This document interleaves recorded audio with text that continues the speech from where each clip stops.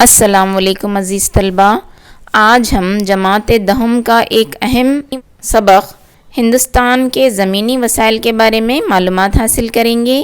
میں ہوں Samina Farzana, government junior college Sedam, ضلع گلبرگہ، اور آپ اس ویڈیو کو سوشل سائنس ورلڈ نامی یوٹیوب چینل پر دیکھ رہے ہیں۔ پیارے طلبہ، زمین ایک قدرتی وسیلہ ہے۔ سب سے پہلے ہم معنی جانیں گے۔ مختلف مقاصد جیسے کاشتکاری، جنگل بانی، مویشیوں کی چرواہی کے لیے زمین سے جو ہم فائدہ حاصل کرتے ہیں اس کو ہم زمین کا افتادہ کہتے ہیں۔ زمین کے استعمالات کے تحت زمین کو 7 درجوں میں بانٹا گیا ہے۔ نمبر 1 کل کاشت رقبہ، نمبر 2 جنگلاتی رقبہ، نمبر 3 برائے کاشت غیر دستیاب زمین، اور نمبر 4 ہے بنجر یا ناکارہ زمین، نمبر 5 ہے قابل کاشت غیر استعمال شدہ زمین، نمبر 6 ہے مستقل چرہ گاہیں، اور نمبر 7 ہے دیگر استعمالات کے لیے استعمال ہونے والی زمین۔ ہندوستان کے زمینی وسائل۔ زراعت کے معنی ہم جانتے ہیں۔ غذائی فصلوں کی پیداوار اور انسانوں کے لیے درکار خام مال کی دستیابی کے لیے مٹی کی جتائی کرنا زراعت کہلاتا ہے۔ اب زراعت میں جنگل بانی، مرغی پالن، مکھی پالن وغیرہ بھی شامل کیا گیا ہے۔ زراعت کی اہمیت۔ ہندوستان کی پہچان زراعت سے ہے، اور پیارے بچوں، یہاں کے 65% لوگوں کا انحصار زراعت پر ہے۔ زراعت سے محصولات، بینکنگ، بیمہ کو مدد حاصل ہوتی ہے۔ زراعت ملک کے سیاسی، سماجی حالات پر اثر انداز ہوتی ہے۔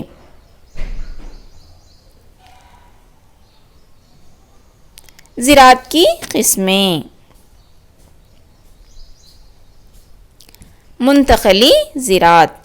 زمین کے ٹکڑے کو جلا کر صاف کیا جاتا ہے اور اس کی زرخیزی میں کمی آنے تک وہاں پر کاشتکاری کی جاتی ہے۔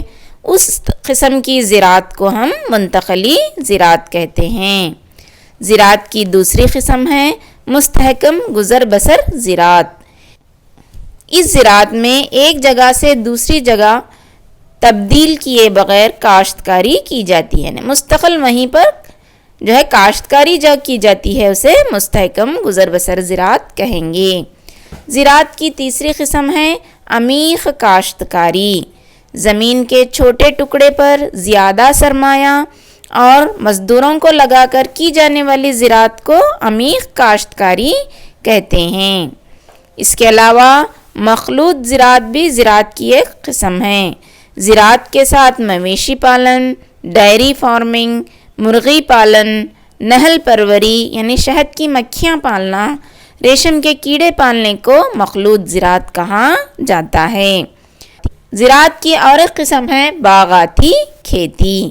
زمین کے ایک بڑے حصے پر تجارت کی غرض سے اگائی جانے والی واحد فصل کو باغاتی زراعت کہتے ہیں۔ زراعت کی اگلی قسم ہے خشک کھیتی۔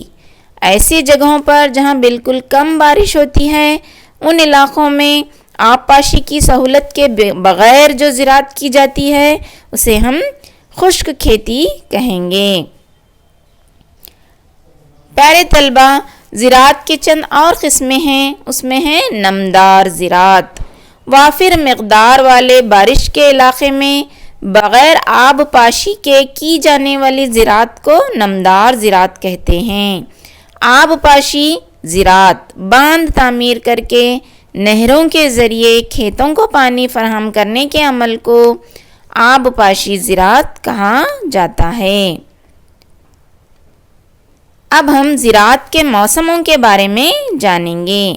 زراعت کے 3 موسم ہوتے ہیں، ایک خریف، دوسرا ربیع، تیسرا زیڈ کا موسم۔ اب ہم جانیں گے خریف کے موسم میں کون سی فصلیں بوائی جاتی ہیں۔ یہ خریف کا موسم بارش کے فصلوں کی بوائی کے ساتھ ہی شروع ہوتا ہے، جنوب مغرب مانسون کے ساتھ شروع ہو کر ستمبر اکتوبر کے مہینے میں یہ ختم ہوتا ہے۔ اس موسم میں اگائی جانے والی اہم فصلیں ہیں چاول، جوار، راگی، کپاس، مونگ پھلی وغیرہ۔ اس کے بعد جو موسم ہے اسے ہم ربی کا موسم کہتے ہیں۔ یہ موسم اکتوبر نومبر سے شروع ہو کر فروری مارچ تک ہوتا ہے۔ اس موسم میں گیہوں اور تیل کے بیج اگائے جاتے ہیں۔ اس کے علاوہ خریف اور ربی فصلوں کے موسم کے درمیانی مدت میں اگائی جانے والی فصلوں کو زیڈ فصلیں کہا جاتا ہے۔ پیارے طلبہ، میں نے اس جدول کے ذریعے آپ کو سمجھانے کی کوشش کی ہے کہ ہندوستان کی اہم فصلیں کون سی ہیں۔ ہندوستان کی اہم فصلوں کو ہم غذائی فصلیں، تجارتی فصلیں، ریشہ دار فصلیں، مشروباتی فصلیں اور باغاتی فصلوں میں تقسیم کرتے ہیں۔ غذائی فصلوں میں بھی دو سب سے اہم ہیں، وہ ہیں دھان اور گیہوں۔ تجارتی فصلوں میں دو فصلیں اہم ہیں، گنا اور تمباکو۔ ریشہ دار فصلوں کی بھی دو قسمیں ہیں، کپاس اور پٹسن۔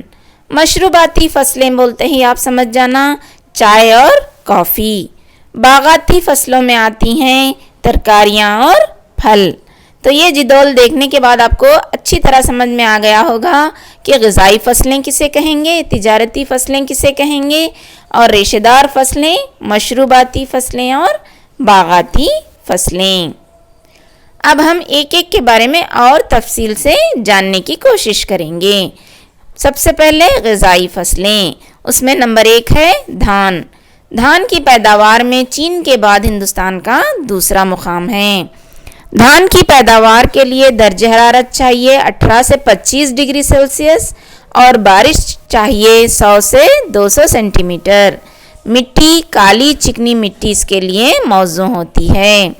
مغربی بنگال میں سب سے زیادہ دھان پیدا کرنے والی ریاست ہے۔ اس کے بعد آندھرا پردیش، اتر پردیش، پنجاب، تمل ناڈو، اڑیسہ اور کرناٹک بھی دھان پیدا کرنے والی اہم ریاستیں ہیں۔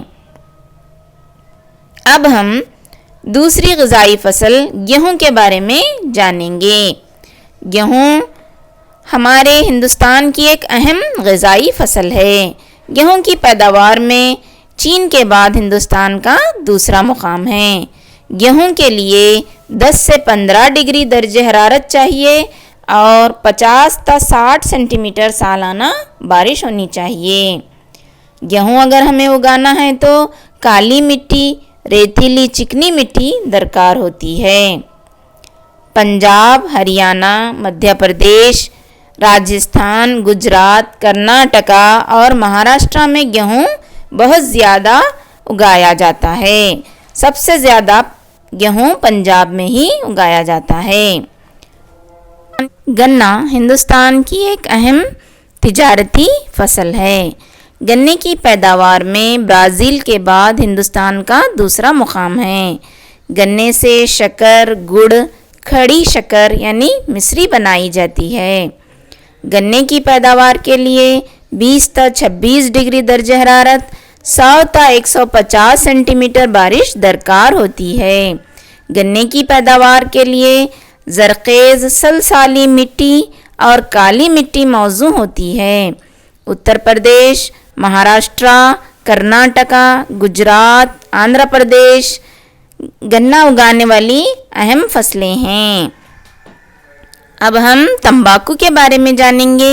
یہ بھی ایک اہم تجارتی فصل ہے۔ تمباکو کا استعمال بیڑی، سگریٹ، حقہ، ناس کے لیے کیا جاتا ہے اور پیارے طلبہ تمباکو کو راست بھی چبایا جاتا ہے۔ اگر ہمیں تمباکو کی کاشت کرنی ہے تو 21 تا 27 ڈگری درجہ حرارت چاہیے اور سالانہ 50 سینٹی میٹر بارش کی ضرورت ہوتی ہے۔ تمباکو کو اگانے کے لیے ریتیلی مٹی اور کیمیائی کھاد بہت ضروری ہے۔ مہاراشٹر میں سب سے زیادہ تمباکو اگایا جاتا ہے۔ تمباکو کی پیداوار میں ہندوستان کا دنیا میں تیسرا مقام ہے۔ اب ہم کپاس کے بارے میں جانیں گے۔ طلبہ، کپاس کی پیداوار میں ہندوستان تیسرے مقام پر ہے۔ 21 تا 24 ڈگری درجہ حرارت اور چکنی مٹی رطوبت والا موسم کپاس کی پیداوار کے لیے موزوں ہوتا ہے۔ آندھرا پردیش، ہریانہ، گجرات، اتر پردیش، بہار، کرناٹک، تمل ناڈو، مہاراشٹرا اور مدھیہ پردیش کپاس پیدا کرنے والے علاقے ہیں۔ مدھیہ پردیش میں سب سے زیادہ کپاس اگائی جاتی ہے۔ آپ نقشے میں کپاس کے علاقے دیکھ رہے تھے۔ اب ہم مشروباتی فصلیں کسے کہتے ہیں یہ جاننے کی کوشش کریں گے۔ چائے کی پیداوار میں ہندوستان کا چین کے بعد دوسرا مقام ہے۔ 21 تا 30 ڈگری درجہ حرارت چائے کی پیداوار کے لیے موزوں ہوتی ہے اور 150 تا 250 سینٹی میٹر بارش ہونی چاہیے اور مٹی میں سڑے گلے حیاتیاتی عناصر ہونا ضروری ہے اور ریتیلی ڈھلانیں بھی ضروری ہیں۔ یہ ڈھلانوں پر اگائی جانے والی فصل ہے۔ چائے کی پیداوار 1200 تا 2400 میٹر بلندیوں پر اگائی جاتی ہے۔ آسام، مغربی بنگال، تمل ناڈو، کیرلا اہم چائے اگانے والی ریاستیں ہیں۔ آپ نقشے میں وہ ریاستیں دیکھ رہے ہیں جہاں پر چائے اگائی جاتی ہے۔ باغاتی فصلیں۔ باغاتی فصلیں بولتے ہی آپ لوگ سمجھ جانا جس میں پھل اور ترکاریاں شامل ہوتی ہیں۔ اس کے ساتھ ساتھ جڑی بوٹیاں، خوشبودار پودوں کی عمیق کاشتکاری کو ہم باغاتی کھیتی کہیں گے۔ دنیا میں چین کے بعد ہندوستان کا مقام پھلوں اور ترکاریاں اگانے میں بھی دوسرا ہے۔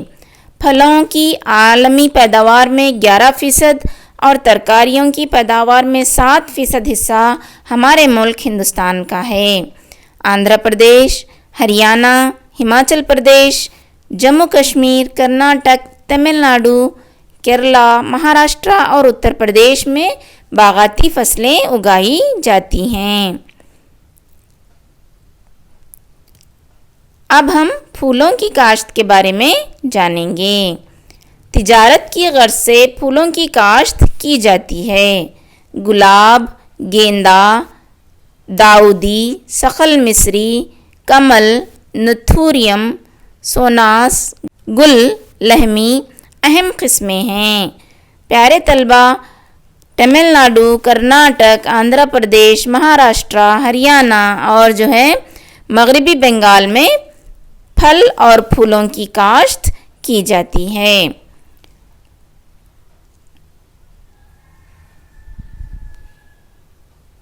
تو یہ تھا آج کا سبق۔ مجھے امید ہے کہ آپ نے اس سے استفادہ حاصل کیا ہوگا۔ شکریہ۔ اللہ حافظ۔ ہمیں اپنی دعاؤں میں ہمیشہ یاد رکھیے گا۔